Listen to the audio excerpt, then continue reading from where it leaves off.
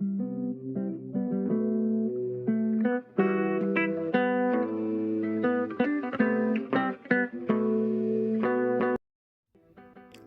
beautiful people, I'm your host Chermelin, and you're listening to Between the Lines, a podcast that goes beneath the surface. So, there's this dude named Paul. If you study out his life, you'll realize that this guy is on fire for Christ.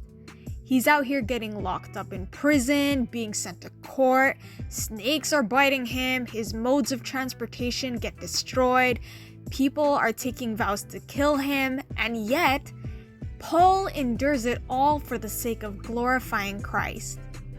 You would think that Paul would experience no hardship because God was on his side. But in his second letter to the Church of Corinth, he writes about a thorn. This thorn doesn't leave his side. Even after praying about it 3 times, God doesn't take his struggle away. Nope, not this time. Instead, God gives his words as reassurance. He says, "My grace is sufficient for you. For my power is made perfect in weakness." Now, look at Paul's response because it's major.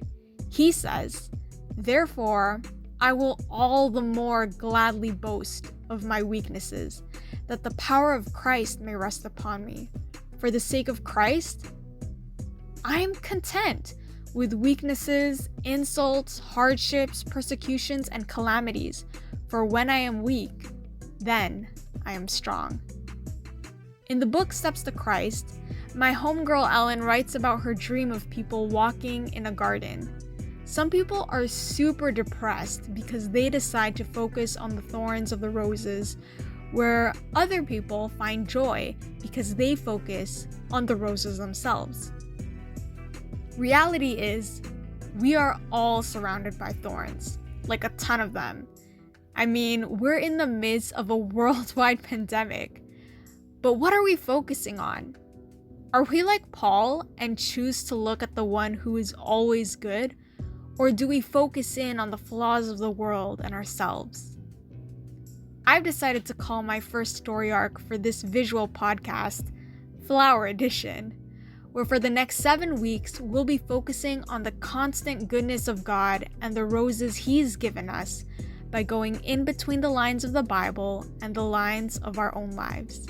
Stay tuned and remember to check in next week where we'll be learning about the ultimate rescuer.